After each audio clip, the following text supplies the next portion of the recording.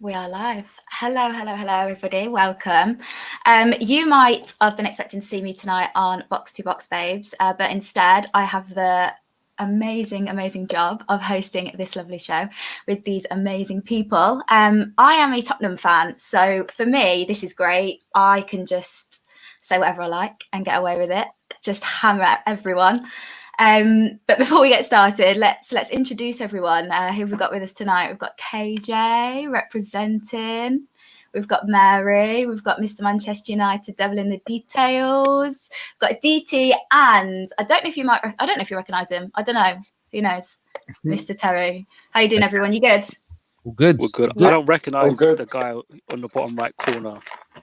No. I think is that Terry with hair? Is that Terry with hair? Yeah, the hair's coming back. The hair's coming back slowly. Let's not waste any more time, guys. Can I just do something before we start? I've got a little present for you because I know you don't normally see them. It's called a trophy. Even my team win them. Right, let's get started.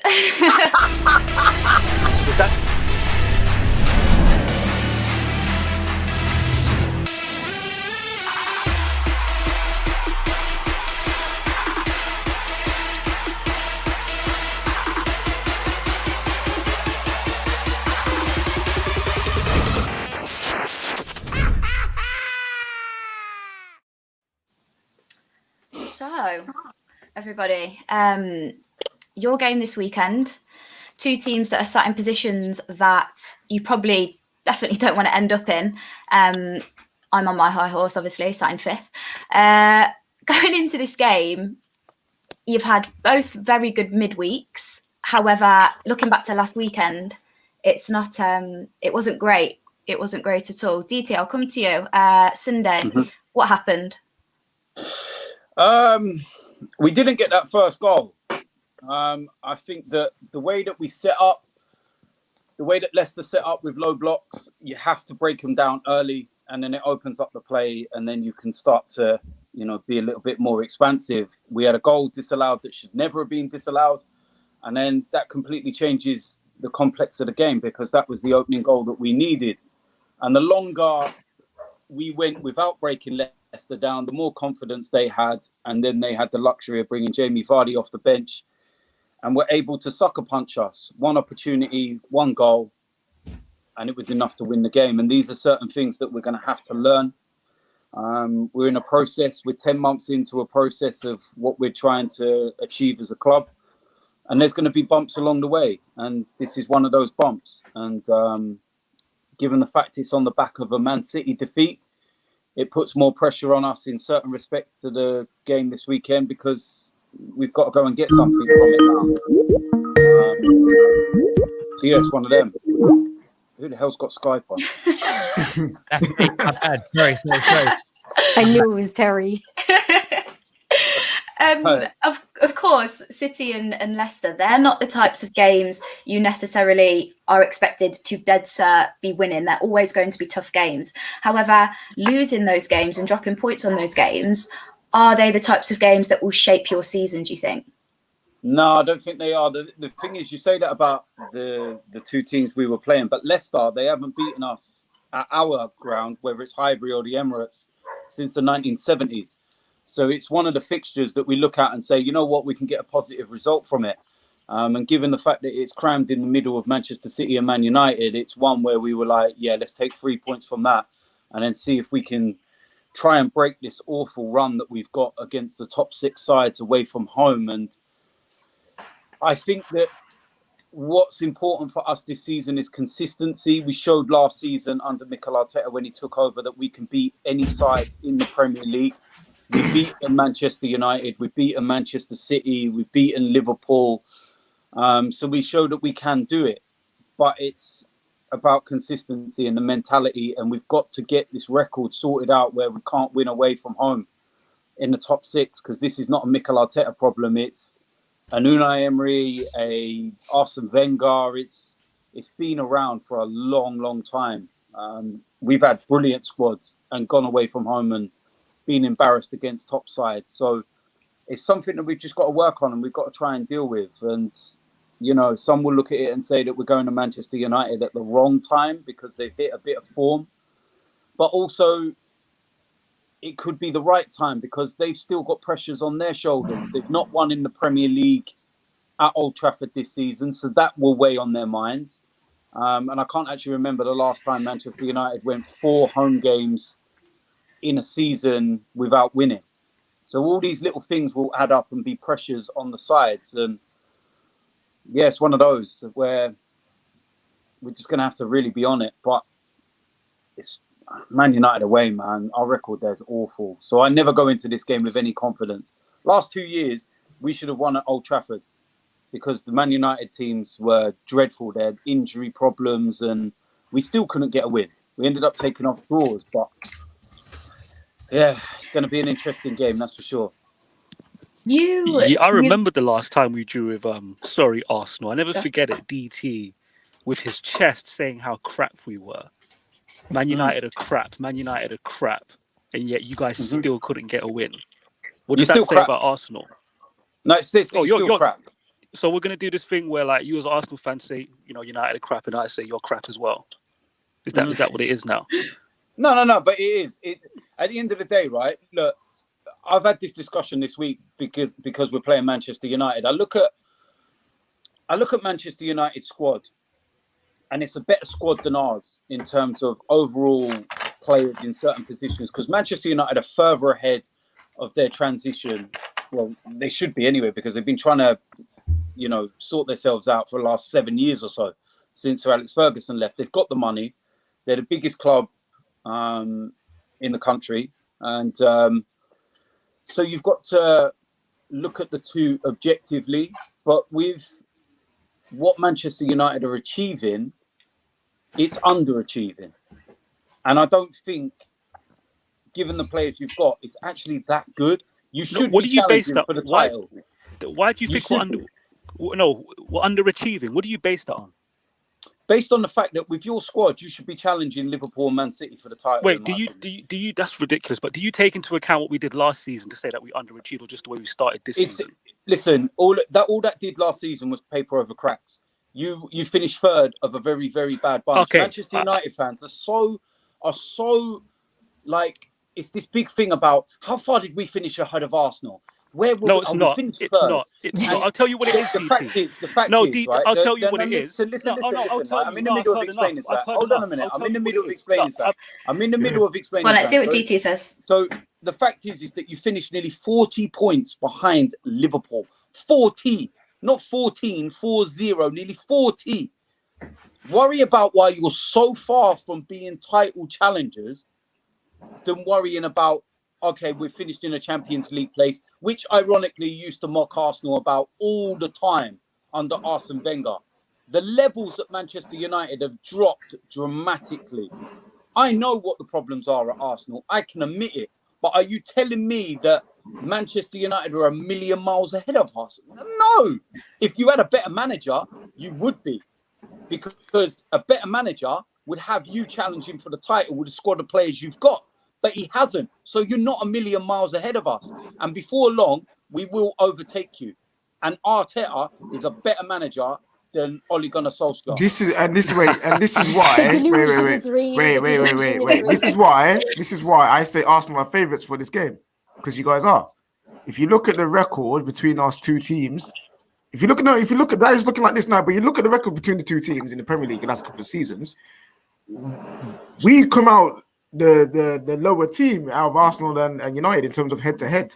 If you look at the DT likes to mention all the time that we've only finished above them a couple of times in the last 7 years. I'm taking that into account. And plus, Arsenal fans love to say how bad we are, how bad our manager is, how much the squad and the players don't want to play for him, the tactics are crap, all these things, and how much better Arteta is, and how much better Pepe is, and how much better Aubameyang is, and all these different things. So to me, I'm like, all right, cool. If that is the case, clearly you, man, are the favourites for this game, are you not? Because when United come into good form and we end up facing Arsenal, we don't get over the line. So surely you guys are favourites. That's coming from what you guys have said in the past and what's happening now. They're not favourites. Something that's very clear is that when you're playing two sides, unless you're playing one of the sides that are clearly a million miles ahead of you, like Liverpool and Manchester City, then being a home side, you should always be the favourite to any game anyway.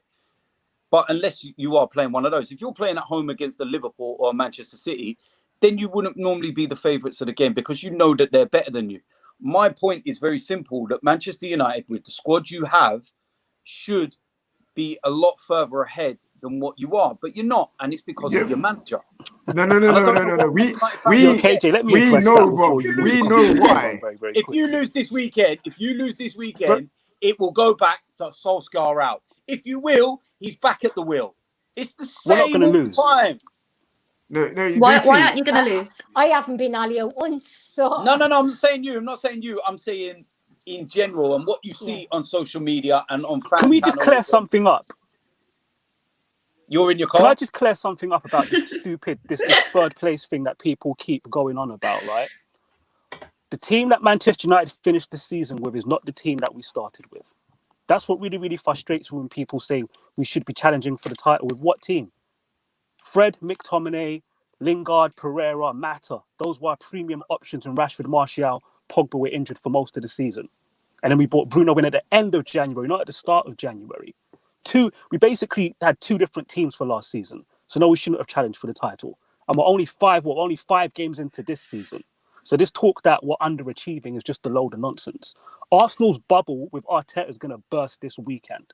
It's going to burst big time because we're going to beat you. We're going to beat you convincingly. And then you're going to, what's that? Is that going to be three games in a row you guys would have lost? And, his big game tactics, it's at the end of the line now. You guys basically park the bus and hope to get a big chance and score. That's not working. The way we do it in the big games, we actually create a lot of chances when we put men behind the ball, press high, etc., etc. We don't just smash and grab. That's all Arteta does in these big matches is smash and grab.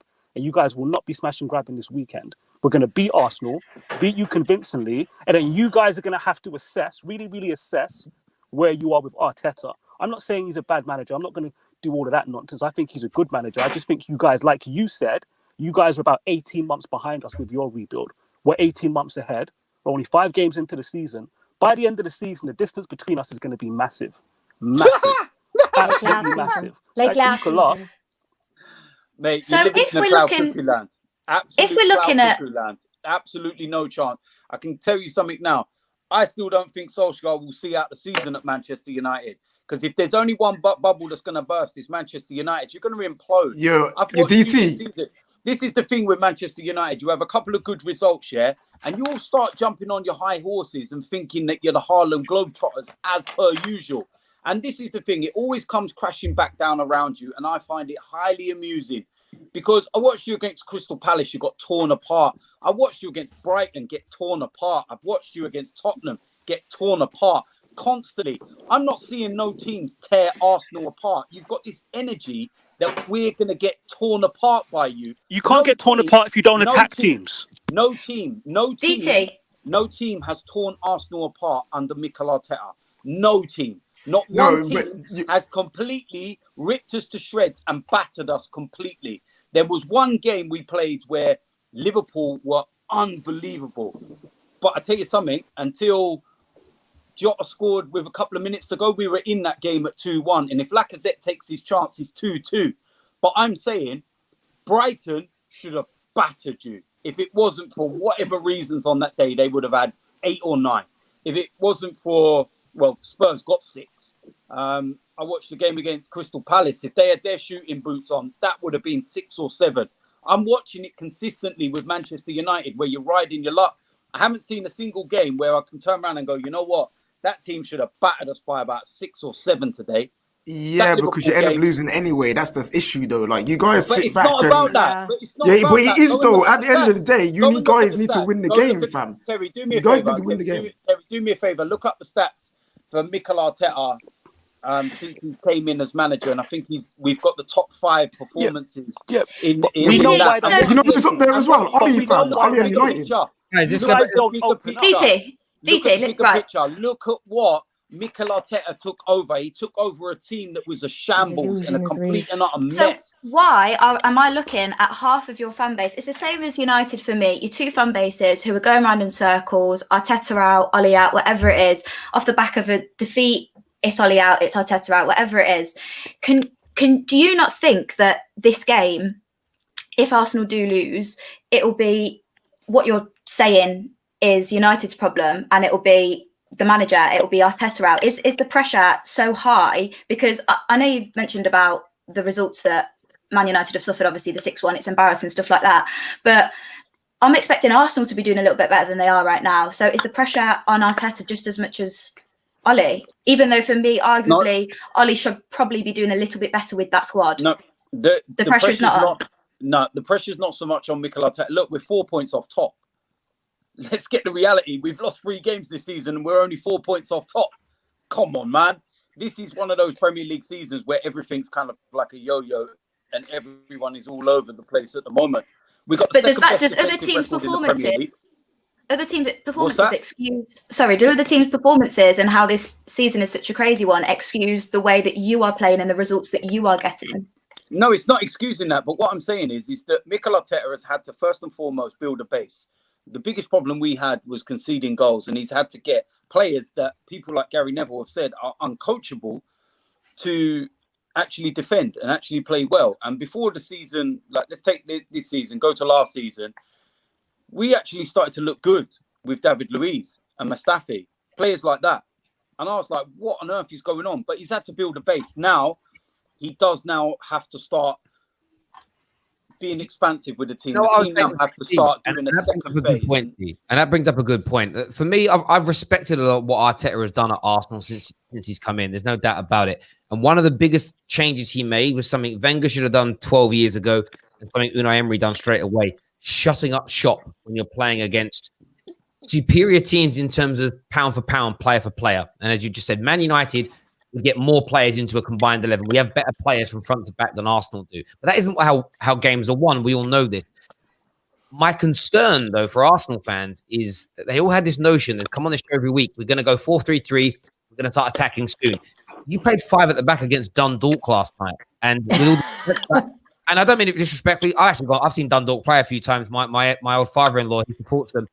Decent outfit over there in the Emerald Isle. But I look at Arsenal with the aggressors last night. Of course you were, because of who you were up against. I look at Arsenal and it's a case of, I think you've improved in terms of results, but it's because you've become pragmatic. Are you, as an Arsenal fan, happy to continue in this vein under Mikel Arteta?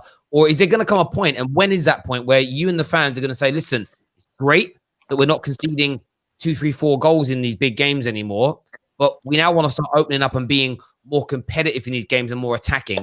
When's that turning point going to come, do you think? The thing is with this, Terry, is that we didn't actually play a 3-5-3, 3-4-3 or whatever it was last night. And a lot of the reasons why we had to go with what we did in that game against Dundalk is because we've got such a problem in defence with the injuries at the moment. We were never going to risk Gabriel. Absolutely no chance. For me, he's been one of the signings of the season so far. His performances are showing that. And when Man United can spend 80-odd million pound on a fridge and we paid 26 million pound on him, you start to see the difference in levels. So we knew that was going to happen. We know that David Luiz is out, Rob Holding's out, Callum Chambers is out, Saliba's not eligible for the Europa League. We had to go at one point last night with Kolasinac and Granit Xhaka as our centre-back. So that just shows. So it was about getting through that game. It was about getting through that game. And I hear what you're saying. Barring the comment about Harry Maguire, which it's a fun at him, but look, Man United defensive record last year was the second best in Europe and the most improved in Europe. Like, Harry Maguire is a top class centre back, and we saw that the other night. Both our clubs wanted Apple Meccano. That's what a calamitous performance looks like. Harry Maguire's had about 2 or 3 of them in over 50 games for Man United. He's a top class centre back, and the slander against it's easy and it's simple to do. And I think Gabriel could go on to be a good player.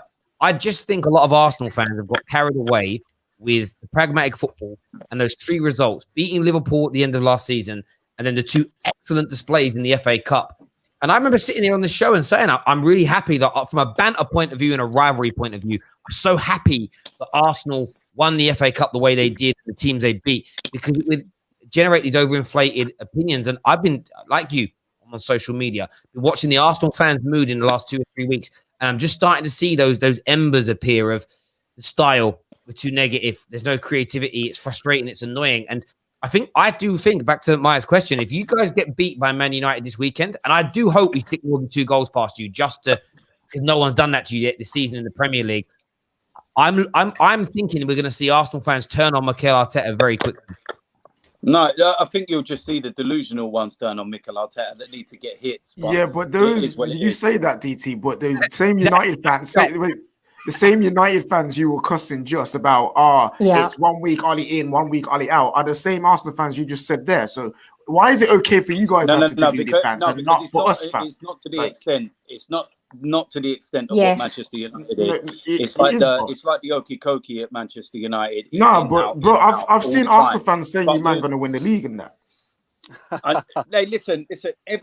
There's people within any fan base that have a sense of delusion. All right, we all have it. So don't sit there and tar us all with the same brush because someone thinks that we're going to win the league. My objective for Arsenal this season is pretty simple, and that's to get into the Champions League. That is it. Any Arsenal fan has any other objective, then you're right to have some kind of confidence in your team and want your team to do certain things. I would love Arsenal to win the league this year. I'd love Arsenal to challenge for the league. But realistically, is it going to happen? No. Are there going to be bumps along the way? Yeah, there are. Because we're 10 months into the process. Mikel Arteta has not even been into the job 12 months. And let's remember, 6 months of the 10 has been COVID. So he's effectively been in a job about 4 months. He's already won a trophy. People don't understand how much he's changed what's going on at Arsenal. And yes, we do now need to start being a little bit more expansive in certain games. We do need to start how we deal with teams with low blocks. How we would set up against Manchester United, I can say right now, I actually think we're going to go with 3 at the back against Manchester United, because I think that if we try to attack Manchester United, we will play into their hands and they will sit back, wait, and they will counter-attack and they will destroy us. And you look at their performances where they played really well this season, that's what they've done. But if you go against Manchester United and you basically say to them, go on then, break us down. Go on then, let's see what you got. Come on. That's where Manchester United have struggled, and that's where Manchester United have been got at. So away from home against one of the top 6 sides, I think that that's the right formation to have at the right time. Have we got the players to hurt Manchester United all day long? Clear. And then it's just down to who puts all the pieces of the jigsaw together on the day. Serious question, DT. How long are you guys going to tolerate? Danny, let Maya go. Maya's got to talk to Maya, please. Sorry. Just off the back of that point, Mary, you obviously had something to say there. Player to hurt us. One player, Aubameyang. Is that all you are scared of? Yeah. Stop him and we win. That's basically it. Stop him and we win. I'm not worried about any other players. If Arsenal do set up with 3 at the back, do you think they are defensively strong enough to see out a... No, they haven't kept a clean sheet. They've kept 1 clean sheet in 11 away games. So, no. And if Gabriel doesn't play, they're only decent player. They're gassing him up after a couple of games in the Premier League. He's the new Nesta, apparently, according to Arsenal fans. But look, let him gas him up. We didn't get him, and they did. But I take Maguire all day long. At least we know he's Premier League proven. They haven't kept 1 clean sheet in 11 away games. They haven't beaten us in 13 games at Old Trafford. Absolutely not worried about these, not remotely. And if we're flipping it back to you guys as well and your defence, because I'm not saying that you've got the strongest defence in the league, because you certainly don't. Do you not think that if Aubameyang turns up, then that you're exposed, you're a little bit going to be on the road? You man are acting like we ain't got a man called Axel Twanzebe, fam. You know, is he going to play? Is he going to play? If he plays, I'm very confident that we can win the game, because he can, with him on the right hand side, with Aaron Wan-Bissaka teaming up with him, and if Aubameyang is playing from that left hand side is locked down. We've seen it already. We've seen Mbappe and Neymar try and go down that right, go down their left, our left, They're left, our right, with Axel and Aaron Wan-Bissaka there, and them man got locked off. So can I just say, the game last season? The game at Old Trafford last season? Yeah. Did he play? Axel played our position. Hold on. Who was one of the reasons why we scored? Yeah, he played our position. Axel made a mistake. He made one mistake, fam. One sec. He made a mistake about gassing people up. No. DT, this is why I'm not having it. Yo, DT, you've been quiet for 2 seconds. Yeah, you've been talking a lot. Yeah, Axel Twanzebe has more good games for Man United than he's ever had bad. This is what people don't understand. All these performances by that one mistake, against Arsenal, all his performances have been solid and strong. No Man United fan has a bad word to say about Axel Twanzebe, because you know why? He's a solid defender. He's one of our best defenders when he's fit, and I'm telling you, he's very promising. You guys like Gabriel? You like the look of him? Axel Twanzebe is, if not as good as him, maybe better. That's all I'm going to say about that. Listen, Axel Twanzebe and Aaron Wan-Bissaka on the right hand side will shut down any attack from your left. So talk to me if he doesn't start. If we see Lindelof, I'm still confident myself. Let me just say this here: Man United's defense. Listen, in the opening 3 games of this season, we were atrocious. But then it's about looking at a body of work. Man United last season, and I always go from this point because Ollie was almost sacked in the January period. We went through this situation whereby we had somewhere along the lines of 39% win ratio in the season. It was awful. We got beat back to back by Liverpool and Burnley, and the world was coming to an end. I was full on Ollie out, 110%. I put my hand up since that point and said, I was wrong. I was wrong for thinking and feeling that, and I have. But from that point, we have a 72% win ratio. Over 60% of our games we've kept clean sheets. In the majority of those games, it's been a handful of goals conceded. The results against Crystal Palace and the results against Tottenham, especially, those games were anomalies. The way we've played in the last 4 games, where yes, we've conceded 2 goals out of 4, but they've been freak own goals. That was defensively how we've been the majority of the time for the last 32 games. Man United's defensive problems have been resolved. We just have a couple of, by the way, and everyone's had anomalies. The best team in Europe got battered, 4 or 5-1 by a minute. PSG been battered in their league this year. Liverpool conceding 7 goals like this. Man United conceding those goals early on in the season was abnormal in normal terms, but not for the way this season has been. But in the last 4 matches against superior opponents, we have fixed up in those areas. There's no doubt about it. I don't have, listen, Arsenal can score against us and Arsenal can beat us. I'm not sitting here anymore going, I'm worried about our defense. I'm panicking and worried. You look at AWB's performances in the last 4 games. Best defensive right back in the world. I'm not worried at all. Okay, so if we are then looking at the rest of Arsenal's attacking options, because Mary obviously stated she's only worried about Aubameyang, is this a worry for Arsenal fans that there is only one player that anyone is worried about? If we look at maybe Nicola Pepe's performance last night, obviously he scored a goal, but was it good enough? Lacazette, are they good enough? Are they going to really, really shake you? I personally think that they're not going to shake your defence. I think KJ is correct in saying that if you can lock off Aubameyang and keep him out the game will be quiet for Arsenal. Are you worried about any other players? Aaron, I'll come to you.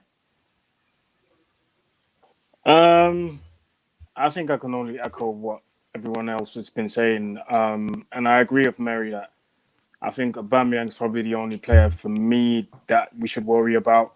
Obviously, other players can turn up on their day, but it's probably not a certainty. If you had to choose between all of Arsenal's players and you ask yourself the question, who do you think will turn up against United? I think everyone will say Aubameyang. So I think personally, I don't really worry about anyone else. But like I said, it could be that on that day, anyone else turns up. But I think if we shut down the supply to Aubameyang, it's not so much Aubameyang himself. I think if we shut down the supply to Aubameyang, the game is not won completely because there's other aspects of the game that you have to win as well. But you shut down the supply to Aubameyang, you've got a good chance. And if we just want to touch on Thomas Partey as well, he'll obviously, probably feature and have a big role to play. Do you feel like he is someone that needs to be sort of. I look at a player like McTominay, and he comes on and he always normally has a job to either man mark, he's sticking tight, he's breaking things down. I'm not saying that McTominay will start tomorrow against Arsenal, sorry, but if he does, is that the type of role that you need to be playing on a player like Thomas Partey? Do you need to just shut him out the game? No, see, Thomas Partey is a very good footballer. Let's get that out of the way first. He's an excellent footballer, but he's not the one to be creating goals that you need to man mark against him. You don't. I'll be more, and I'm on the train of thought that Thomas Partey would be the one doing a job on us in terms of if Paul Pogba plays or if Bruno plays, Thomas Partey would be the guy tracking them, staying with them, being on them like a dirty rash. That's what he would be. So trying to stick a man on Thomas Partey is pointless because he's not there to be their creative force. He's not there to be the danger man. He's there to solidify their midfield, make sure that they can move the ball forward and that he can screen. So, yeah, there's no point wasting a man on Thomas Partey when we've got the more creative players. But I do think though, if Partey is going to be the one to do that, you need someone in midfield on our side to match with his physicality and the way he moves the ball quickly. And if he tries to shut down one of our players, I'm not saying we have to have someone that's going to shut him down, but you need someone in midfield that's going to be able to match up with his physicality and stuff because we've got that, bro. I think you guys are missing the trick here. We've got the you guys are missing the trick. Funny enough, Arsenal have a midfield. You look at Granit Xhaka, you look at Partey. Like, that's a midfield to work hard and stop our midfield.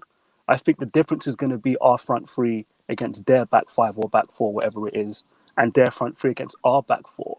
I'm not too concerned with Aubameyang because he does his dash off the ball. It's Pepe. Pepe will probably show up. And if Pepe's you need to be more worried about people going past players than executing passing combinations. You can prepare to stop passes going through. What do you do when Pepe starts beating people? That's really where the concern is for me. I get that. I think what DT said earlier though stands out to me. United are going to be the aggressors in this game. Arsenal are going to play pragmatically, and I don't think they're wrong in doing that. You open up against this United team. We saw Chelsea that have been famed under Frank for opening up. They put 11 men behind the ball in the second half. Partey is going to be absolutely key for Arsenal. He's a player I rate. He's a player I would have loved Man United to have signed. I never do that slag off a player that I want in my club to sign. I find that a bit of an obtuse and weird thing to do.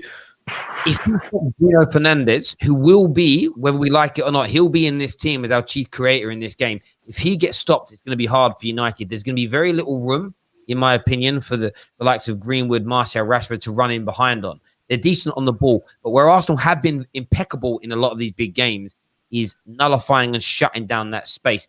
And we haven't seen a game yet like that against a top six opponent with Thomas Partey. And Thomas Partey, he is prime for this game. He plays for Diego Simeone, the pragmatic master of Europe who has done this on so many occasions. He doesn't even need to know Arteta's tactics. He's been playing for a superior manager in this kind of role now for years at Atletico Madrid.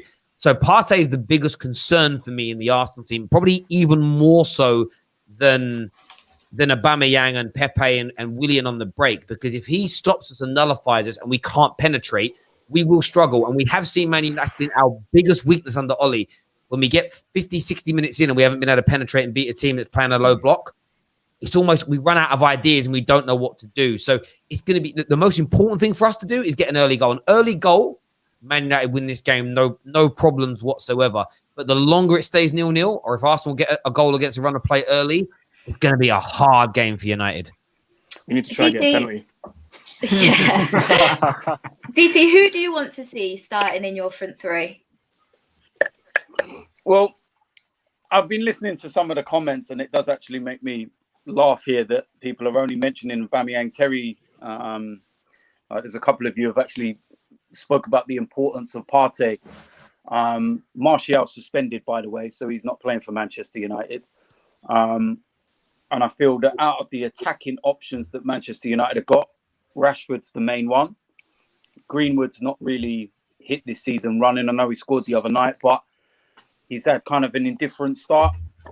I think that our attack line, I think Saka's had a brilliant start to the season, so nobody mentioning him is just criminal. How you're not worried about him, because if he turns up, he'll cause damage. And then Pepe, like you were saying, people can sit and laugh. The last time he went up against Luke Shaw, he turned him inside out and made him look stupid. And believe me, if Pepe turns up and runs at Luke Shaw, it's going to turn him inside out. So Yeah, Maya. I'm really not worried in that respect. I don't mind that people think that we haven't got a lot to come to and bring to the table. Yeah. Maya, can I quickly address finally, that get another super chat? Arsenal man in the building. Yeah, No, you got two. You got two. Cam's an Arsenal man. Cam's on. I'm just listening to DT, man. Yeah, man. I was gonna say everything that DT's basically saying, but there's only one thing in it. You know what I'm like on this Thomas Partey thing. He's just so overly gassed. Everyone overgassed him like he was the Messi and Ronaldo of defensive midfield. I still don't see it. I still see problems in his game. He's a good signing for us, but there's still a better signings we could have got. Everyone's overgassing Aubameyang. He hasn't done nothing since the first game of the season, really. I'm only really looking forward to Saka, Pepe, but for some reason, Mikel Arteta is not really giving Pepe any chances in Premier League. So I doubt we're even going to see Pepe. If we do, we'll probably see him from the bench. We'll probably start Willian. To be honest with you, I never understood, and maybe Arsenal fans can tell me, like DT, Curtis, and Cam, why does Arteta sometimes favour to play Willian over Pepe? Like personally, if I was the manager, I'd try and play Pepe more, man. I don't know because of the name, man. Let's not gas it up. It's because of the name. Willian, it's because of the name. Welcome, Curtis, by the way. Just 45 minutes. Other than that, bro. Cheers, bro. Oh, my bad. People try a minute, man. Yeah, Maya. Yeah, KJ, you wanted to address the super chat? Yeah, the super chat there. Like people are saying I'm going off Axel Tuanzebe off one game. Now, this is where you can tell you guys are rival fans and not United fan, because I've seen Axel Tuanzebe play in the academy. I've seen him play when he was playing for Villa. I've seen him play when he's played for Man United against Arsenal, against inform Alexis Sanchez, and he's playing right back, and he pocketed him, and he had a good game. I've seen him play against Swansea on his debut. Full debut, excellent game. I've seen multiple games and many games of Axel Tuanzebe where I have enough faith in him to believe that he can be a top centre back. I live in Birmingham. I've got a lot of Villa fans. Them man love him. They absolutely love him. I had Villa fans trying to tell me, "Yo, we need to try and sign him. We need to try and like get him off here." And I was like, "No, you ain't getting Axel off us because he's a top quality prospect." So I'm not going off the PSG game because I already knew that was in him. I'm going off the catalogue that as a Man United fan I have seen from Axel Tuanzebe. So don't act like I've only seen him play one game. No, I hear that. I want to bring Curtis in. Curtis, are you going to win? Do you know what? It depends what Arsenal turn up, man. If Arteta goes there and he's brave, then why not? You know, I don't think United have won a game in the league at home, right, this season. So why not, man? Last year we got 4 points off them in 2 games, and that was an up and down season last year. But it's whether Arteta turns up with this pragmatic style and, you know, plays a little bit overly defensive. If he goes there and he, you know, allows the front three to play with freedom, he picks the right front line. As you guys were saying, man, for me, Pepe's got to play ahead of Willian. You know, he twisted up Luke Shaw last season, man. You got to move Aubameyang central as well because, you know, I don't think Maguire and Lindelof will enjoy playing against his pace, but I think maybe Lacazette with his back to goal is a little bit easier. So if we pick that front line like Saka, Aubameyang and Pepe, I think we can trouble them, man. The worry for me is probably Mustafi in defence. If he plays ahead of Saliba and you got, you know, Rashford and them, man, then it's problems, but he's capable. This is a game of literally attack versus defence. Who is stronger? Who will make individual errors? Things like that.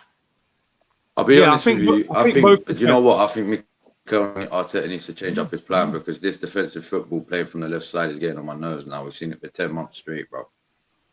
Do you think it's going to change? Is it going to change? I want him to open up more, but I know we haven't got, like I was saying the other day, I know we ain't got no creativity in our midfield with no Ozil, no Aouar. Joe Willock, I don't think will be the guy. Like, to be honest with you, Cam looks depressed, man. Commentary, man. You know me, man. Like, come on, man. I've already said it, but I don't have to keep repeating myself. I was Wenger out from 2006, bro. Yeah, not even DT can claim that. You know what I'm saying? I'm fed up of seeing Arsenal fans get gassed, hyped, all of that for the same thing to happen. All these fans getting gassed. Oh, we got top 4 for us to get knocked out in the last 16, year in, year out. I don't. Now we're not even in Champions League. We're in Europa League playing like these unknown teams, bro. Like and we're happy. Well, we're not all of us are happy, but there's fans out there that are happy that we're playing in Europa, and I'm like, it could be worse though. You could have got beaten by Antwerp. I mean, it could always be worse. You know what I mean? Antwerp, bro. Shots fired. I will get you off this stream, Terry, if you're not careful. Come on, the power, honestly. I just want to talk about sort of like a combined, obviously 2 teams with on their day, and if the players turn up, very, very, very strong attacks. If we're looking at sort of like a combined 11, just let's look at the attack for now. Let's go to Mary. Who do you see in a front 3 from the 2 teams in a combined 11? It depends on the formation. If you're playing a diamond or a 4-3-3, let's go 4-3-3. Aubameyang, Martial, and Rashford. That's the front 3. And let's bring, let's say DT in on this. Shaking your head, not agreeing. My God, if it wasn't for Marcus Rashford giving out so many presents this last week, Martial wouldn't even be on a score sheet this season. So how on earth he gets into a front 3, I do not know. 23 goals last season, 10 assists. That's how he gets in. Listen, Martial has been in the Premier League. My God, how long? And he's only just achieved what Aubameyang's done in 2 years. At the end of the day, he does not get in a front 3 on current form ahead of Saka. No chance. Hold on a second. Who are we picking on the left? Aubameyang or Rashford? Because Aubameyang plays on the left. DT, you know. My God. Listen. Saka this season, Saka's been one of the shining lights, yeah? The kid's like 18, 19 years old, yeah? And fearless. Where does he play? He could go in the left of the 3. Over Rashford. Over Rashford. Over what? Over Rashford. Oh, Rashford could go on the right hand side and over through the middle. He doesn't play on the right hand side though. He doesn't play there. So deep. Greenwood gets in over Saka. Stop. Yes. We're like, nah, man. No, he doesn't. Come on. Yes, he does. No, he does. Yes, he does. Going on current form. What does Saka offer that Greenwood doesn't offer? The great question. What's that? What does Saka offer that Greenwood doesn't offer? Or what does he offer more of? Right now, consistency and playing on a regular basis and performing week in, week out. Greenwood, I've got no problem with the boy's talent. I think he's an unbelievable young talent. But this season, if you're going on current form right now to start the game, right, first and foremost, Martial suspended, so he can't even play. So let's not even include him in a combined team because he's not eligible to play. Just as David Luiz is not eligible to play, and we could have an argument about him going in at the back line, but he can't play. So let's rule out any players that are not eligible to play this game. If you're going on current form, then the players on current form right now and their ability and what they can do would be Saka, Aubameyang, and Rashford. Whoa, current form. Wait. What did I say? Current form, bro. This is where you're dead. No. This is where you can't listen. 2 seconds. No, this is where you're dead. Listen, you just said ability as well, fam. You just said ability as well. I understand that, bro. I understand you just said ability, fam. So Aubameyang would walk into your team all day long ahead of any of your strikers. That's not in front of Dan James. Not in front of him. But the thing is, this is what you did, though. This is what you did. You said based on current form, so Martial can't be in there, and Greenwood can't be in there. But you said based on current form, and then and on ability, because you know Aubameyang's been out of form, bro, and he therefore wouldn't be able to get into the starting 11. So that's what I'm putting out. Yes, he would. Because, and I'll tell you what. Yes, he would. Yes, he would, because but listen, even if you're going, listen, Terry, Saka is playing. Even if you're going on current form, Aubameyang is still better than Greenwood and Martial. In form, Martial and Greenwood. How You many take Premier out of League goals form. this season have they scored? How many Premier League goals have Martial and Greenwood scored this season? None. How many? So Aubameyang, even though he's out of form, he's better than them. Shut up. Because he scored one, fam. Because he scored one. Rashford scored more than him. I'm Rashford right now. We're not arguing about Rashford. We're not arguing about Rashford. Rashford's in the team. Competition here. I have Lacazette right now. He scored more goals, fam. When we're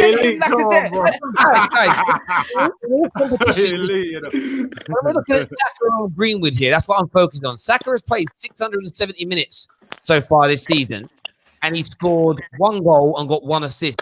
Mason Greenwood has played 277 minutes, and he's got 2 goals and 1 assist. And one of them goals is in the Champions League. So a man's played 1/3 of the minutes. Completely different players, Terry. Completely different players. I pick Mason Greenwood over Saka every day. Completely different. And I like Saka. Completely different players in terms of what they do and what they offer to the team. But they play in the same position. Saka would on current form be in this attacking three. Saka's a better left back than Greenwood is. I'll give you that. Aubameyang, Saka, and Rashford is the front. So I just three. want to confirm that you said out of form Aubameyang in front of in form Martial and Greenwood. Is that the conclusion that we've in form? They're not. Martial and Greenwood aren't in form though. Premier League goals. No, let's just be clear. When they are. That was a Tottenham fan. That was a Tottenham fan saying that about Martial. Listen, not United. I would rather take Aubameyang with 1 leg than any of them. Because he Listen,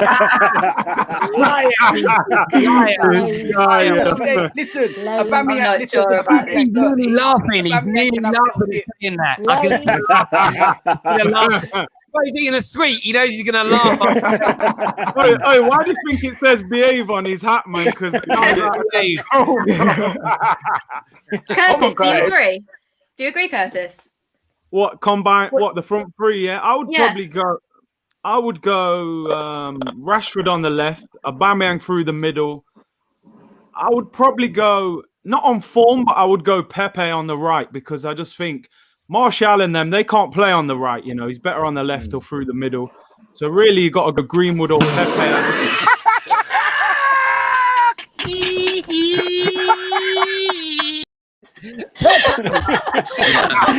Sorry, I'll jump back. Terry, that was me. On the right. I just want to address a super chat. I'm not gonna lie though. I'd rather have Greenwood than Pepe on the right. It's just. I just want to address Pepe done to Luke Shaw last year, bro. When's Greenwood done that?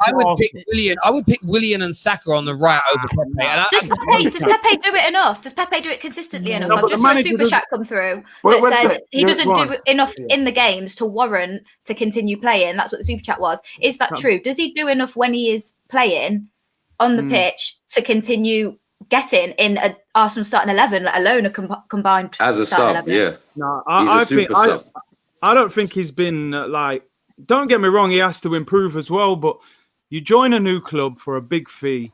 You have 3 managers in 1 season. You've got no opportunity to build a relationship with the right back. He's constantly changing.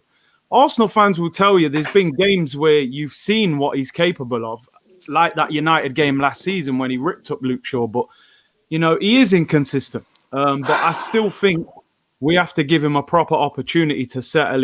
I doubt he's even started 5 games in a row since he's been at the club. So he does have to do more. But for me, if you're talking about right winger, like, I would play him on the right. you say the Luke Shaw thing. You say that Pepe ripped up Luke Shaw. But I swear all you man, I swear all you man don't rate Luke Shaw. So ripping him shouldn't be impressive. Yeah, but so ripping him shouldn't be impressive. Man United fans rate him, don't they? He's been your left. We're the one calling him Homer and that fam. Luke Shaw's been in your man's team for years, so he must be rated by the club. Doesn't mean we want him there, fam. You know what I'm saying? I hear you there. You guys are lucky that Mr. Whippy, do you want to Conan it is not playing because man, the curl on them, bruv, is mad. Look, on your point on Pepe, look. Pepe's been a very big disappointment. I think most people know that. I wouldn't put him in the starting 11. There's at least 2 or 3 other Arsenal players I'd put him in front of Pepe. And I think Arteta agreed with me because he doesn't start Pepe in the big games primarily, as far as I can see, unless I'm missing something. But that's just my view. And Luke Shaw's an interesting one. Definitely, we've looked to improve. But since Alex Telles has arrived, I can't really, barring one overlapping run that he didn't make against Chelsea, and I'm not sure whether that was fatigue, you know, those players catching up with him. I've been pretty impressed with Luke Shaw, to be fair. They do need a kick up the arse sometimes. Players like Luke Shaw, and obviously Telles coming in has obviously given him that. Has anybody gone from not being a fan of Luke Shaw, any of you United fans, to now slowly converting with his performances? No, Luke. Do you know what it is with Luke Shaw? Luke Shaw has always needed competition to be at his best. Remember when Brandon Williams came through the ranks? It took an 18, 19-year-old to come through the ranks and give him some competition for him to be at his best again. Because when Luke Shaw knows that he's comfortable, when he knows there's nobody fighting for that left back position, when he knows that, he's too comfortable and he just doesn't do enough. So I think bringing in Telles, it's probably like triggered something in his head and he's like, yo, I need to pattern up or else I'm on the bench. So that's why he's playing well. If Telles didn't come in, if a Telles stayed at Porto, you wouldn't see that kind of Luke Shaw. Never. So he needs competition. And it's the same with other players. They need competition to be better. Luke Shaw's not a left back though. He's not a left back. At the start of the season with De Gea. De Gea's... What is Luke Shaw then if he ain't a left back?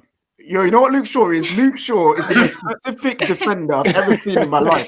He's a left-sided ball boy. Centre, he should be a ball boy. Centre back. He should be in the canteen serving. He should be serving the drinks. Yo, tell you. When it comes to men and women like us on here, Man said oh my lord, man said he's guardian of the galaxy, bruv. A man said he's the guardian of the galaxy. Wait, look at that. That's when you was in the bank, innit? Boy, Terry coming in mega mind with hair, fam. You know what I'm saying? Hey Terry, I wouldn't have it, bro. I wouldn't have it, fam. Oh gosh! Oh, you know what it looks like? It looks like, you know this. Have you seen? Hey Terry, bro, I wouldn't have it, bro. Come, bro. It looks like they ran out of budget for the actor to play Ross in suits, so they got Terry instead. Maya, you're gonna say Terry there, Maya? Terry's googling DT right now. You know Terry. I'm not. I wouldn't do that. I wouldn't do that. I'm not that petty. You know what I mean? I'm not that petty. Do you know what I mean? I'm not that. Oh no!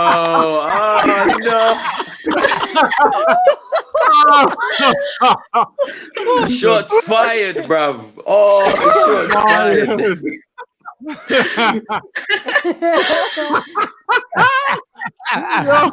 Oh my god! I love it. I mean, oh Lord, that was from my private banking days. The difference. Look what's happened to me.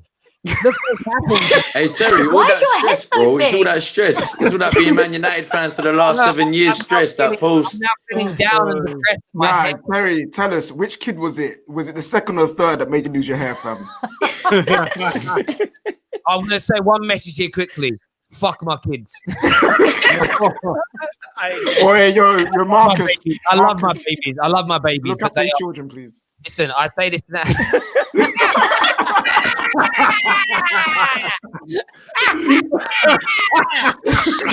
I love it. Guys, I want to address a questionable decision from the Man United Chelsea game. The could have been penalty. Yeah, Thiago Silva definitely should have got booked for that. It should have been a pen. Some very questionable, clumsy defending. Is that a worry for you as United fans from players like Maguire and Lindelof? That no, because we could likely get a penalty as well. I'm sure Terry could get it up. Nobody wanted to point out the fact that they were doing the same thing to Maguire on every single corner. They were just hugging him and hugging him. As much as I agree with you, Maguire's doing this to his own place. He's done that to Lindelof against Southampton. True. Do you see so it's a worry, against Luke Shaw. You know what? There's one scenario where Maguire does worry me. If that's when he's with Lacazette. Lacazette spins him a lot. Every time he plays up against him, he seems to have a problem. Lacazette will be too busy twerking on him. Lacazette's a fraud, man. Lacazette's a fraud, man. We saw that last week. That is what Terry looked like when Lee Gunner and Igal started going at it. Like that's Facts. Hey, what was going on with that earlier? Why were they going at it with each other?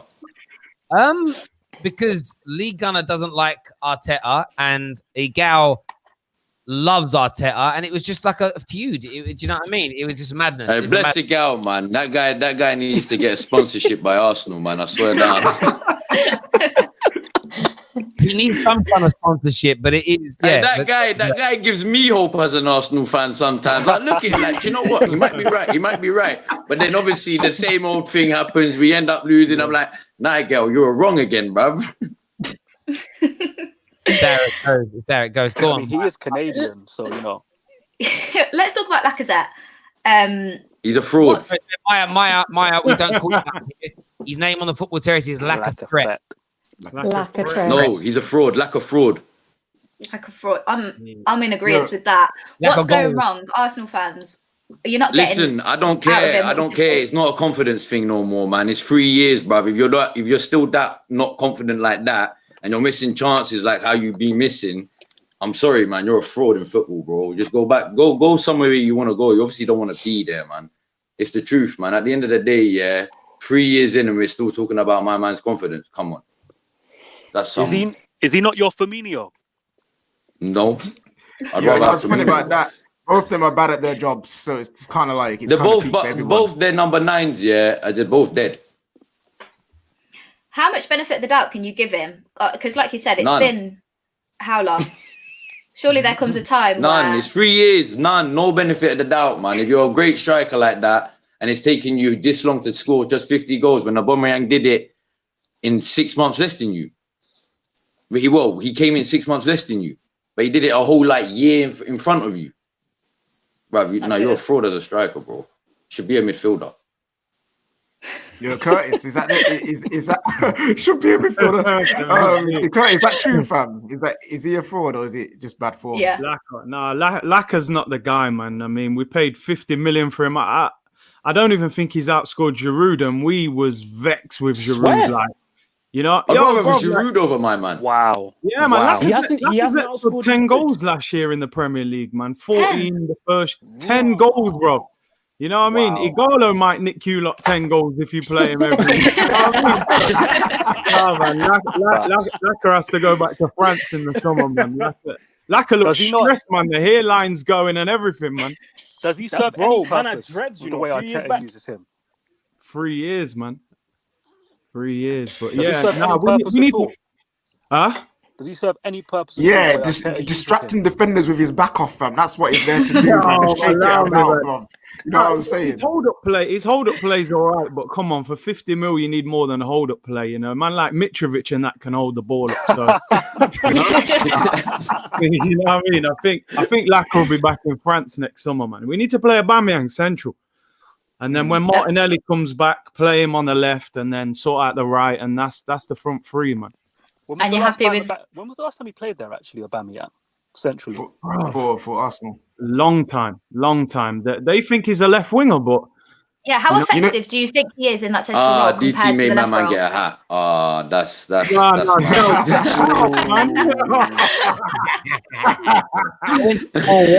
made my man get a hat. That's mad. It's all that clickbait, man. All that clickbait. You know what I mean? As the bank balance grows, the hairline gets thinner. Do you know what I mean? It's let it go, man. Let it go. You look like Phil Mitchell. You'll be a millionaire, though. I love it. Honestly, Turkey 2021. This hairline's coming back, mate. Man said Laka is the French Meg the Stallion. Oh my god! I'm done. Literally, my man saw WAP and got gas, fam. You know what I'm saying? I'm picturing that. Yeah, Curtis, how effective do you think Aubameyang is in that central role compared to playing on the left? No, I think he can be effective, but we have to change our style a little bit because he's a bit like, you know, he's going to be more like Vardy, innit? You're going to want him to get in behind, use his pace. It's just the way we're playing at the moment, man. The way we're playing, it don't matter if we had Ronaldo up front, we're going to struggle. We don't get the ball to you. So is this a service problem? It's a service problem, you know. We've got no creativity in our midfield, man. No. It's like you could use a number 10 who's also happens to be German and has big eyes, fam. I know, man. It's weird that we don't seem to have one at the moment, man. I don't know why, man. Nah, Not like we just buzzed one out of the club for no reason. You know what I mean, bro? He can go, man. He can go and play Fortnite and pay for the Gunnosaurus and that. But nah, there's a creative problem, man. But then when you look at Liverpool last year, they didn't really have a midfielder who creates a lot of chances. Yes, they did. His name is Trent. They just play him right back. Oh, you know yeah, what I'm saying? yeah, right back. Yeah, so but, the creative problem wouldn't be. Forget Robertson as well, man. It's the way we play. United obviously not with a creative problem. Bruno Fernandes coming in January and they're doing an incredible job. Mary, I'll go for you. Oh my God. Why? Why would you do that?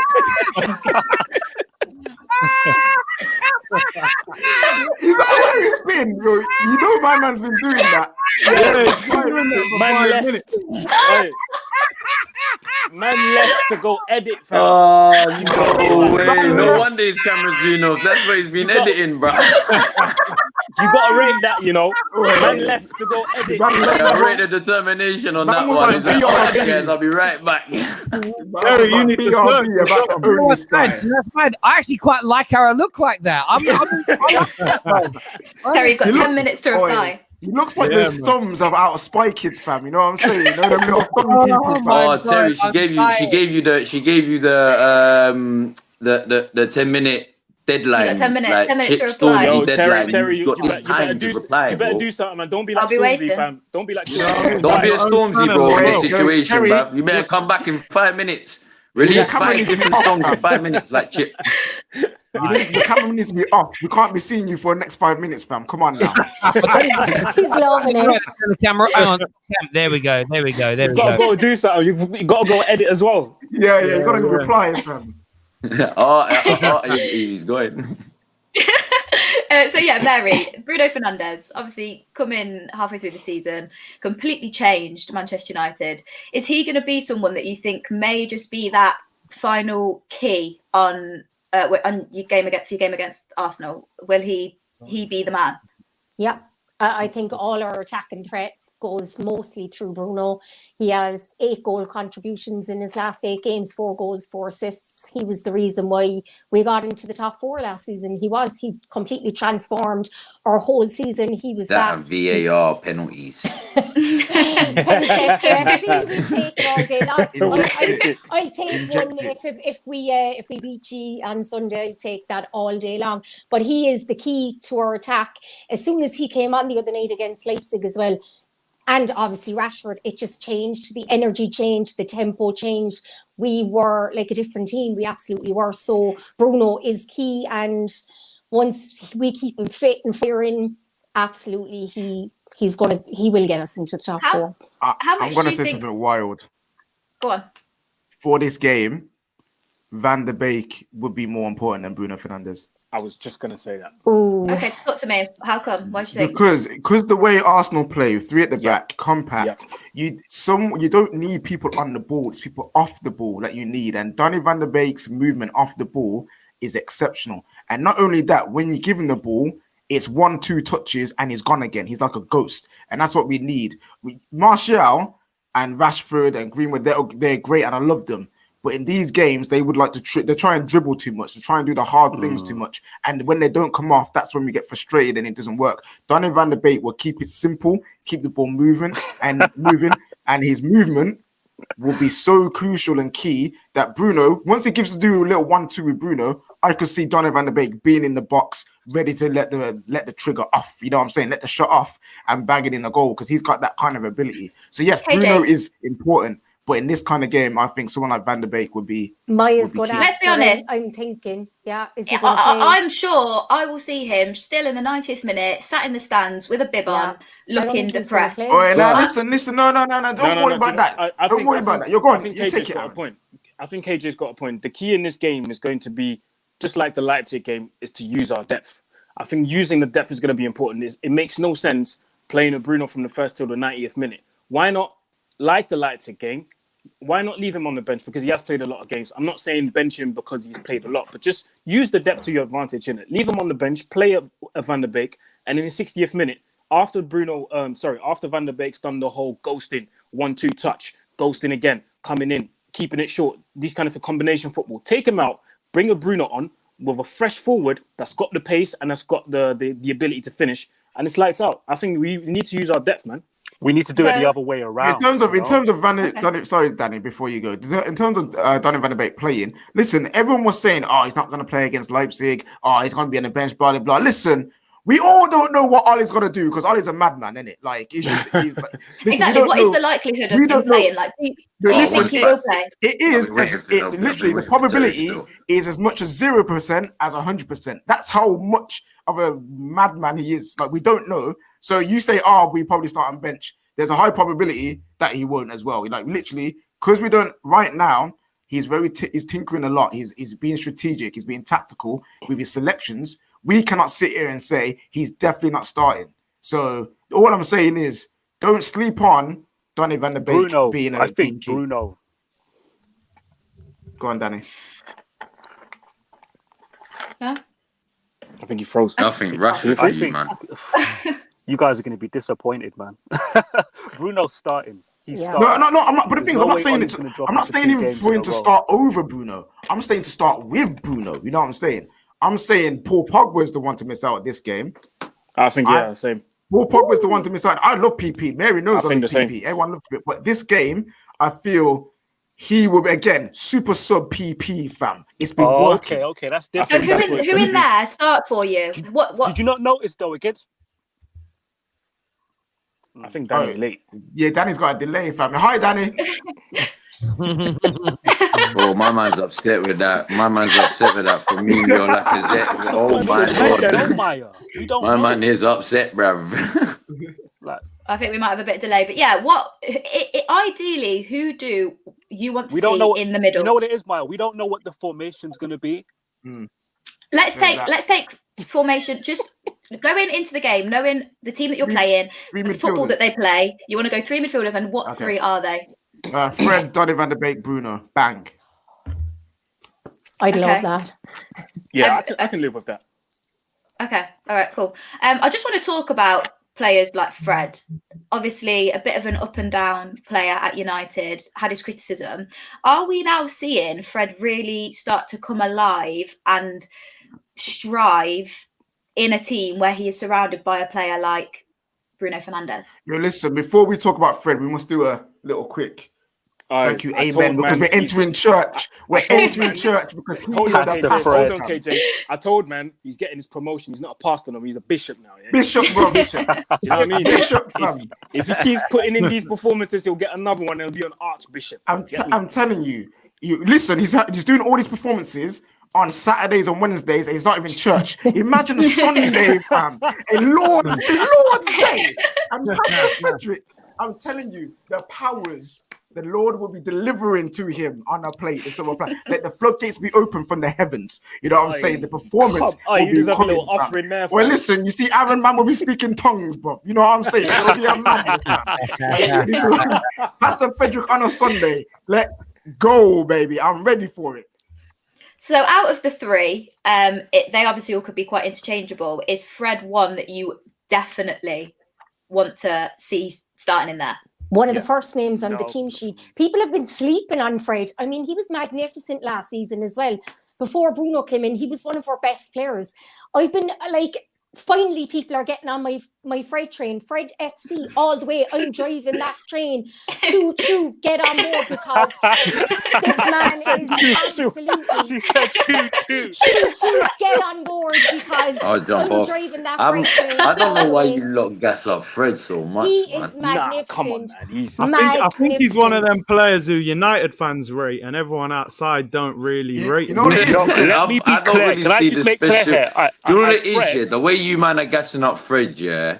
Now don't jump on me, innit? But the way you man are gassing up Fred is the way these other Arsenal fans, yeah, were gassed up about Party, innit? And I don't think he's as great as everyone's making him out to be. He's a good player. Let's be honest, though. Don't get me wrong, innit? but you man are my gassed on this guy, bro. But I got my guy who's United fan, yeah, hates the guy. Every time he plays, he's like, bro, I don't even care if he does well. I just don't want him at my club, bro. He just does not rate the guy, That's just an agenda bro. problem, though. But no, it's not my agenda. But that's his No, not agenda yours. problem. It's not my. Yeah, your friends. Yeah. What I would say very quickly, I think I this don't will really be see the big things that you United fans really see, man. Won't this be like the 4th or 5th game Fred starting in a row? Yes. Fred's always one starting like role away from a disaster. No, I'm not saying he's not consistent. Cam, I'm saying he's a consistent player. No, Cam, I'm telling you, he isn't consistent. Like he's in a good form now. Oh, see, that's what I'm saying. No, he is. He isn't consistent. Oh, he is. Oh. Yeah. He's always one game away from being horrible. Like, so I personally wouldn't be surprised if he doesn't start on the weekend. So it's like a liability for you, man. That's what I'm trying to say, innit? But then if he doesn't start, then who can't play them more than 4 or 5 games in a row. But that's all. That's basically that's all our DMs. That's all our DMs, and all our DMs can't. Oh, by the way, if we're playing against the low block, but do you know what it is, KJ? If we're playing against the low block, why do we want Fred in the team? Because they're still going to have against the low block. No, he's still going to have Thomas. No, we're still going to have Thomas Partey to contend with, and I'm sorry, but we need someone to match that with him. I'm not expecting Fred to be doing line breaking passes, but he can still pick up from the centre back. Oh, here we go. Yo, the reply. With the reply. And it was 10 minutes still. Yeah. 10 minutes. Not bad. You know what? DT's coming back with something else, Terry. I think she No storms around there, but DT's coming back like Chip. Watch. DT's gonna be. DT's back. No, he's not back. DT's coming back like Chip. Watch. He's gonna bring up 1, 2, 3. I bottled it. I made another one. Which was of a chubby man with tattoos from a porn film sucking on something. I thought, no, I can't do that. Hey, that was cool. It's a bit weak, though. It's a bit weak, DT. It's a bit weak. You can do better than that. It's a bit similar. It's a bit similar. Yeah, it's similar to the last one. Yeah, it's a bit weak. Come I see what you've done, though. No, you know what he's done. You see what he's done. It's smart because first he showed Terry, then he showed the picture of that bloke, the cartoon. I keep forgetting his name. My son watches him all the time. And then he did the edit of Terry with the big head. But now he's edited the cartoon and Terry together. I think that is quite smart. If that was a cheap reply, it would work, bro. Right now, I think DT's done a wily. Like he's replied, but it's not all the way. You know Yeah. He's done a wily. He needs to come harder. Same diss again. Do you get what I mean? So You see what I mean? but you hold it there. I'll let DT take the victory. I'm happy with that. I'm all good. Because I'm 1.5 bottles into my red wine drinking night tonight. I am wavy. Steaming. That's it.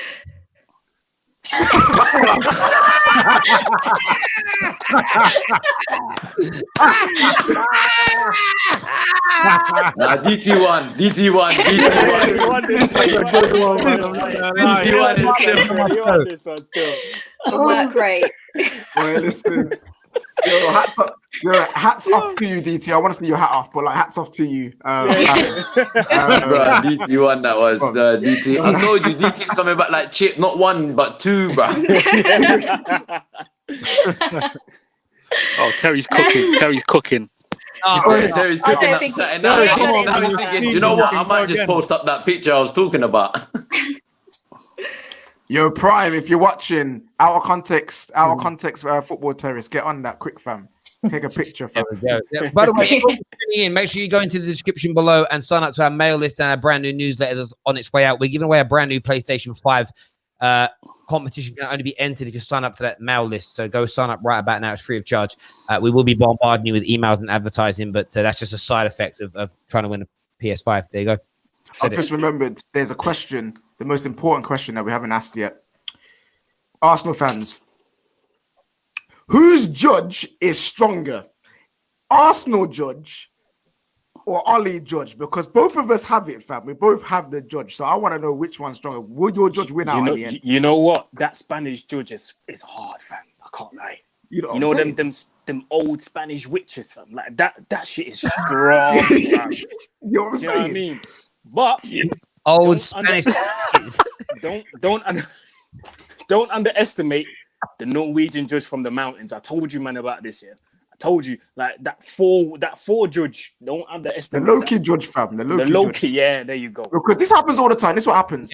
Yeah, but what about from Woolwich? Do you know what I mean? Woolwich, you know what I mean? Woolwich got something going on there. Because this is what happens. Whenever Arsenal are in the dumps, looking like they're the worst team and everyone's on their back, that's when they find the form. That's when they start to kick into gear and get the wins that you don't expect, like the Liverpools, like the Man Cities, like the Manchester United when they beat us 2-0. So when that happens, I'm like, yo, I don't like it. I don't like putting Arsenal down because the judge kicks in and he gets strong. I've said it already. Arsenal will probably finish 5th this season because the judge is going to carry them all the way through, fam. Everyone is doubting them so much that it will give them that little boost, fam. So I can't put you guys down. Like, you got something about you guys when you guys are the underdogs. It's similar to us. We're like that too. Whenever we're the underdogs, we get that extra boost. The Ollie judge comes in, he gives the call, and Loki and Thor do a little madness, like injure half of PSG's team. So, KJ, who are you putting above Arsenal if they're finishing in 5th? I put Chelsea, Man City, Tottenham, Liverpool. That's who I put above. So they're finishing above Man United, KJ. They're finishing above us. I told you already. I respect KJ, bruv. I don't get on to KJ. You gotta respect him. That's a real fan right there. He did say his vibes FC. So I said because ever since the deadline day, I've got it here. KJ's top 6 position was Liverpool first, Spurs 2nd, City 3rd, Chelsea 4th, Arsenal 5th, Everton 6th. Mine, I'm going to put them on here. Mine was Liverpool 1st, City 2nd, Chelsea 3rd, Spurs 4th, Arsenal 5th, Everton 6th. So we don't even have Man United in the top 7 because we're not as good. We're not great. We're not a good team. No, what it is because you asked me why. It's because after that deadline day, I saw that this club is not built to be winning. It's not built to win things. They don't care enough to try and make us into a solid top 4 team. So that's why I'm like, yo, listen, I can't expect these men to get top 4 when the board and everyone from the top is not giving the same energy, fam. So that's why Vibes FC exists. Because if we get top 4, sick. The vibes were strong enough to get us through. The judge was strong. But if we don't, I can't be too upset because I know what this board is like. They don't care about us competing. They don't care about us being the top of the league. So why should I expect that from my team, my players, when the guys running the club don't expect that? It's not about whether they expect it. It's about whether they can. DT, I don't think we can hear you because I can see you speaking, but I can't hear you. Yeah. Come on, Rag and Bone, man. Yeah. No, you're muted. No. You must unplug your phone or something. It's the most all night, though, mate. Mary, Aaron, where do you think you'll finish? Do you not think you can finish in the top 4? I do. Absolutely. We're going to finish in the top 4 and we're going to finish ahead of Arsenal. Of all the teams to finish ahead of us, they're not going to finish ahead of us. Absolutely not. Look, I had chopped and changed because I was disgusted with the transfer window. I absolutely was. And I echo what KJ says, it was a farce. And I was gassed before that because I thought we were going to get Sancho and, I was in for thinking we were going to get up a Meccano. Didn't think then we'd get the top 4, but the season's been so up and down. It's up for grabs. We're going to get top 4. We're definitely going to finish ahead of Arsenal. KJ, I can't believe of all the teams, if you just said Spurs and City and even, I don't know, but not Arsenal. Arsenal judge. You don't understand, Mary. You've got judge, but I don't know how strong it is. Arsenal fans. The judge blood. It's strong. I think this season. In Ireland, they're banshees. Oh, can you hear me now? Yeah. Right, listen. First and foremost, that picture that Terry first showed, that has been one of the most abused Photoshop images going, and people still can't see the Photoshop. There's plenty of pictures of me without my hat on. If you want to go and have a look. In fairness, yeah, a lot of people call DT out for having a bad hairline. He actually got quite a good hairline for a man his age. Like when you're 50 and you've got a hairline like that, it's good, man. Well, I mean, hey, listen, don't you worry about that. Hey, listen, Jerry, don't start on me, man. You got home earlier tonight and your hairline joined half hour later. So don't even get me started. You know what I mean? I told you these chip replies, bro. The other thing, you see what KJ was saying about Manchester United and where they're going to finish and everything else. If you had a better manager, you would easily finish in the top 4 and challenge. It's not your squad; it's your manager. And challenge for what? The title? No, they'd be closer than nearly 40 points they were last season. Yeah. Oh my God! I think this season's going to be like last one. I think it's going to be up and down. We'll get good results like we did against PSG and Leipzig. We'll beat teams in the league, but I think we'll probably beat most of the strongest teams in the league, and we'll play well. And everyone's going to be on about, oh, we beat Pep 3 times again, and we did this and we did that. But I think we'll struggle against the smaller teams. And I think even though you might bring up the argument of there's no preseason and this, that, and the other, but with all due respect, with or without I'm not going to say with or without preseason, but as Manchester United, with the players we have in our squad, should be beating Crystal Palace at home, should be beating Brighton away, definitely should be putting in better performances. So I think it will be an up and down season. So as it stands now, even though we're confident and we've got the momentum, top 4 is going to be a hard fight, man. It's not going to be as easy as people think. It's all to play for anyone in there. You're Danny, come on, man. You're holding it back. Holding what back? No, you man are right. You man are 100% right. Like, we're going to finish below Arsenal. No, I'm not saying that. Don't say that like that's a disrespectful thing to say about Arsenal. We haven't got a history or anything like that. Like Arsenal are like Sheffield United or Wednesday or something. No. This is what it is, yeah? The reason why I say Arteta's bubble's going to burst is because that brand of football he's playing. I can't believe Arsenal fans are tolerating it, by the way. Like, I'm a Man United fan that grew up in London. I don't tolerate it. I already said I don't want to. Wait. In the 90s, we used to debate who had the best football. By 2003, Arsenal won that argument. From 2003 onwards, you guys played the best football in the Premier League, and now you don't care because you're on a rebuild, and this man's going to, I don't know, maybe get you in the top 4 this season. He probably won't. That's ridiculous to me. Like, how long are you guys going to tolerate this brand of football for, is what I want to know. Bro, I'm not on it. I don't like tolerated it in 2006, bro. Listen, I'm not about talking about history. So let's just talk about let's just talk about the future. All right, well, what team are you, by the way? Can I ask? What team do I support? Yeah, that just lost against Antwerp. Hey, listen, you got every right to do in this chat, bro. You did these man 6-1 in it, so exactly. I'm living off that. I am living off that. No one disrespects. That's your only thing you can live off right now for the history. Exactly. That is the history. I hear you're bringing out a DVD though. Probably really, they'll probably be on Amazon Prime. Terry, you're drunk over it. Terry, don't go there, Terry. Don't go there. No, that's not the same as other people's DVD comments. Don't get twisted. They do bring out DVDs for winning games. I swear I saw a Spurs DVD when they beat Arsenal in the League Cup. They did. I saw it in HMV myself when I saw it, but I was laughing. I'll mute everyone. I will mute you all. Don't think I won't. Don't think I won't mute you. Do it. Right, so this weekend, what's our predictions, KJ? Are you going to win? I told you, Chip, bro. I told you, it's Chip right now. Arsenal. My God.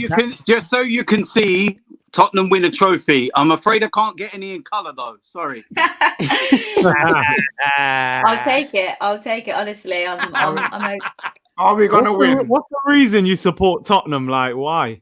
That's not a story we'll be getting into today. Man said, why? I actually asked though, why do you support Tottenham? I wish I knew myself. I wish they don't give me any reason to. You have to ask people why when they support them. Are you asking people why, bro? That's like me asking, why do you support Arsenal, bro? Maya, true story, yeah. Maya. I was born in Tottenham and I don't support Tottenham.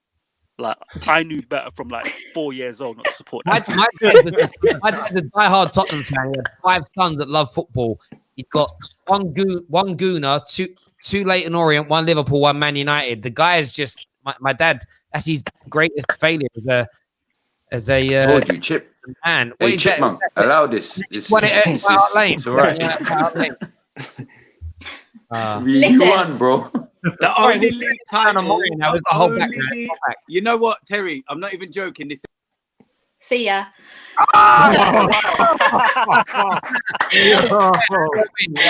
Go on, Maya. Use the power.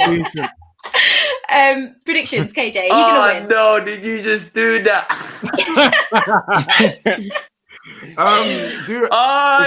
Show the picture. White Hart Lane as well. That's the worst thing you could do, bro.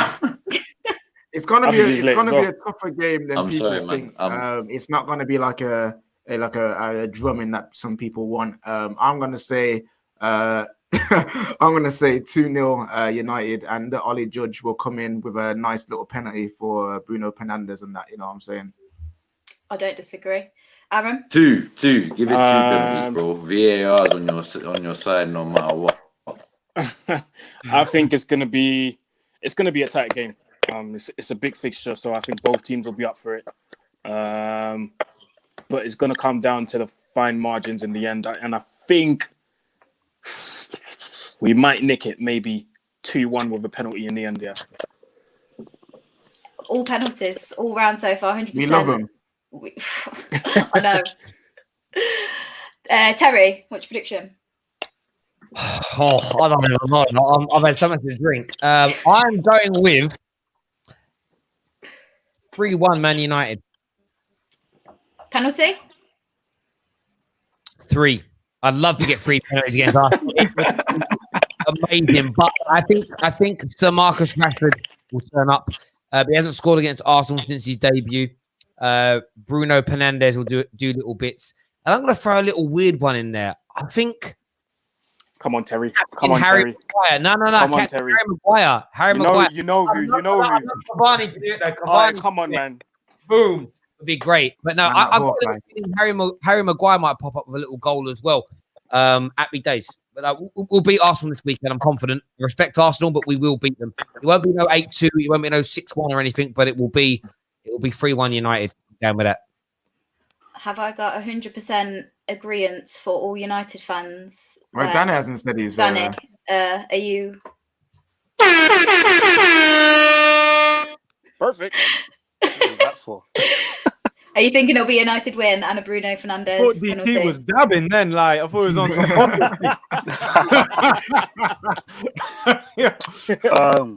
I think we're gonna beat Arsenal 4-0, and like reality is gonna set in for Arsenal fans. Whoa! Someone's deluded, man. Yeah, I'm telling you. You see his big game, the way he plays for big match. This is when the bubble bursts. Just remember, I told you. Delusion, man, of the highest order. And also, just before I give my prediction, Stu MC, suck your mum with a straw, dickhead.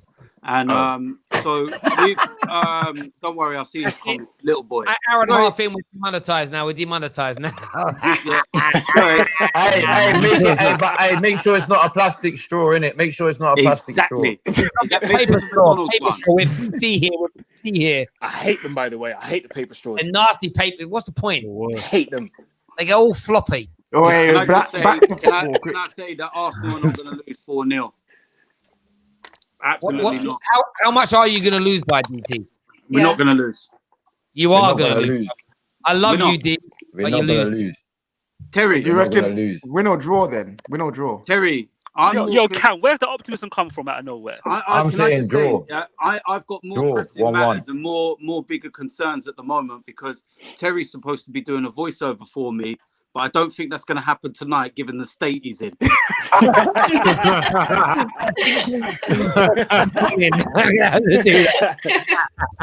It might be the best ever voiceover if he does it tonight. You know? He often messaged me again, look, I've got to cut a few bits out. Too much. And I'm like, sorry. Terry, what's that name DT told you kept pronouncing wrong? What was that name again? Jemiah. Jemiah, not Jamia, or Jemiah. I get confused. It's Jemiah, but I'll call him Jameer for about 5 weeks. I met him the other week at the cup game. By the way, I can't believe you guys lost that cup game. You were so good in it. And DT's team legitimately are balling. Let me just say that now. And I know Curtis, I know you play up front, number 9. What is that back feed I'm getting? I think it's Cam. I'm going to mute Cam. Yeah. What's happening? No, I think it's DT. No, it's not DT. It's DT. I don't know what's going on with these things, but yeah, DT's team, ballers. Oh yeah, some issues there. I can't believe they actually lost the game they did. But yeah, I went up to Jemiah and I'm like, I'm so sorry I got your name wrong. He's like, bro, I didn't want to say nothing to your face. I've been 3 times. I didn't want to say. But just call me out. Like honestly, I say this to people all the time that come on the channel. It might be my channel, or you might look at me, guys, the guy that does X, Y, and Z. But just call me out. Like I'm really not. Terry, you're a prick. Hey Terry, bro, one for you in that hairline, fam. Hey, you know what? Ginger, you're fucking ginger, bro. KJ. Hey, listen, I don't bring my Scottish into this, bro. Hey, Ginger's ruled the world now, you know. Hey, red hair matters, you know. We have souls, you know. You know what I mean? KJ. People smell like we. KJ, you know, Terry. You Bro, know, but listen, don't get jealous because I got more hair here than you do on your head, bro. It's not about that, bro. I wouldn't want hair. It is about that. I've got more hair on my eyebrows than you do on your head. What's going on? Honestly, you know what's about to happen tomorrow. Tomorrow on the Football Terrace Twitter account, Terry's gonna move like Florentino Perez, comunicado oficial.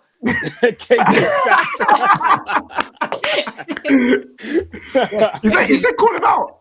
Hang on, KD, you call me a prick. How Christian is that of you, bro? Come on, man. You can't. Listen, there's forgiveness. Hey, it's after watershed now, isn't it? It's after watershed.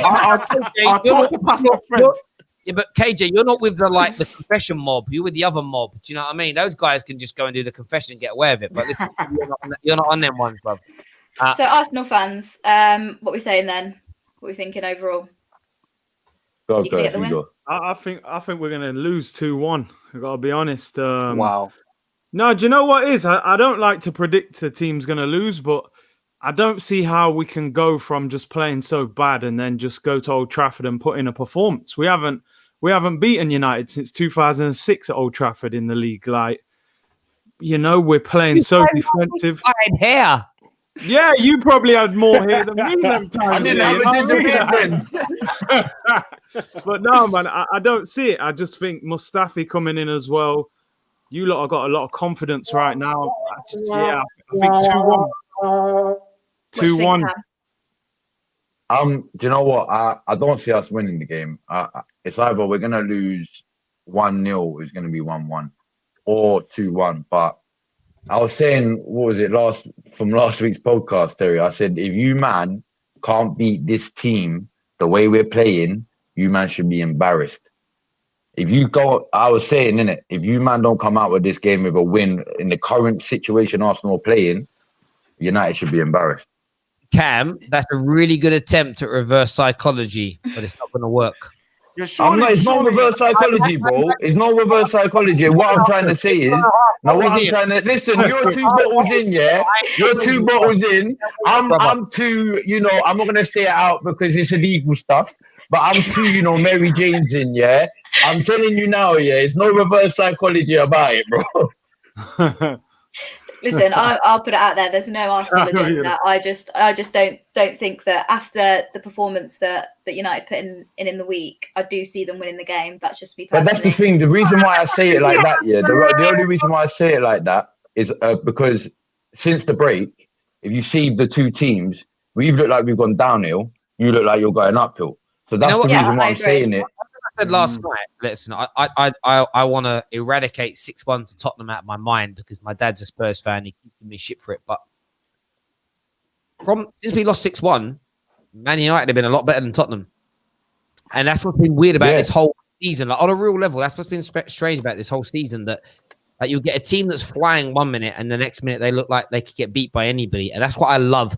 And I'm not deluded enough to think that we could beat Arsenal at the weekend we could get beat by Istanbul and then by Everton and go into the next international break thinking we're going to sack Ollie again. That's how mad this season is, and I love it, and I genuinely do. I can't wait for this weekend. It's going to be amazing, but I think I do need to go to bed. Yeah, I think you are a bit way sorry. I'm not gonna lie. Do you know what's not unpredictable?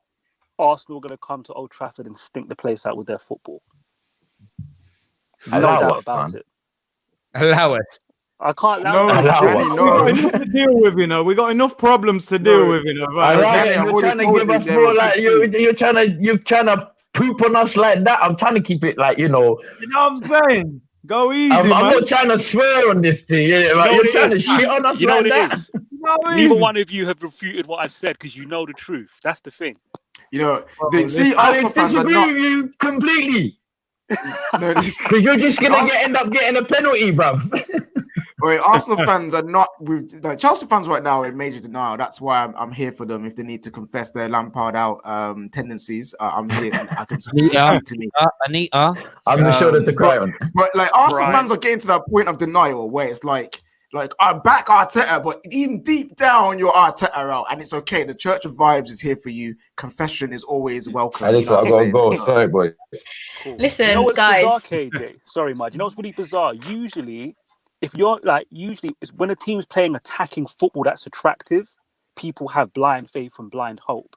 That's why I can't see it with Arsenal fans and Arteta. No, you know why? The football sucks. You know why? Because they've been doing this attacking thing for years.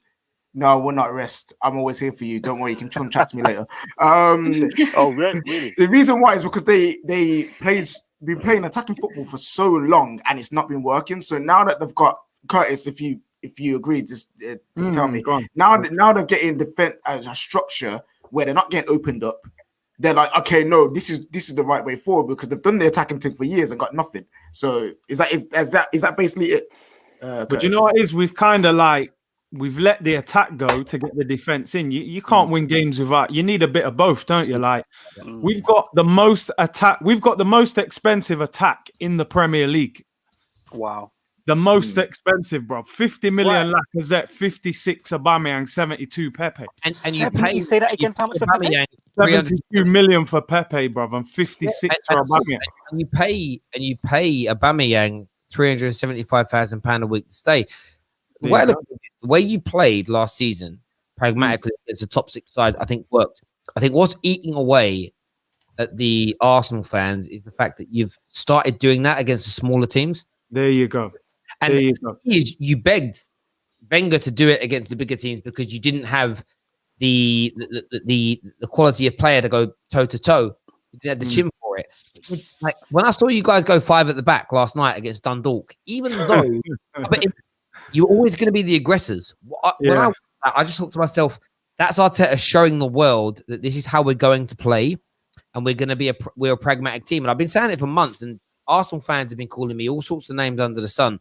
But you're a pragmatic team now. You're not going to be peak Wenger, peak Pep, whatever. You are going to be peak Jose, peak Diego Simeone at best. That's how you're going to play your football now, as far as I'm concerned, anyway. Fuck off, bruv. It's a wrong kind of confession. We already know about that. Like that's out in the open. Go on. One thing I remember at Arsenal used to have a particular profile of midfielder, technically skilled, nimble, agile midfielders in the center of the pitch. You've got none now. Horrible. I'm telling you, the manager's lucky that the fans can't go to the games because they'll be on his back right now.